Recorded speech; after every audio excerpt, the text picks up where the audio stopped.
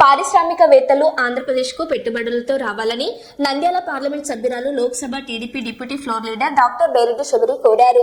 బుధవారం న్యూఢిల్లీలో రాష్ట్ర ఐటీ శాఖ మంత్రి నారా లోకేష్ పారిశ్రామికవేత్తలతో సమావేశం కాగా ఆ సమావేశంలో ఎంపీ డాక్టర్ బైరెడ్డి శబరి మాట్లాడుతూ ఈ నెల 14, 15, 20 తేదీలలో ఆంధ్రప్రదేశ్లోని విశాఖపట్నంలో ఈ నెల 14, 15, 20 తేదీలలో 30వ సిఐఐ భాగస్వామ్య సదస్సు జరుగుతుందని, వేగంగా నడిచే కంపెనీలు ఆంధ్రప్రదేశ్ను ఎంచుకోండి ఎంపీ డాక్టర్ బైరెడ్డి శబరి కోరారు.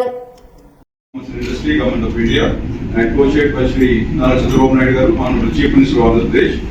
The summit will be inaugurated by Mr. C.P. Radhakrishnan, Honorable Vice President of India, marking a truly momentous beginning of his career. Let me also express a heartfelt gratitude to Shri Nara Lokesh Garu, Honorable Minister for HRD, IT, Electronics and Communication, RTG, Government of Andhra Pradesh, for gracing this occasion and for his dynamic leadership in driving transformative growth in the state.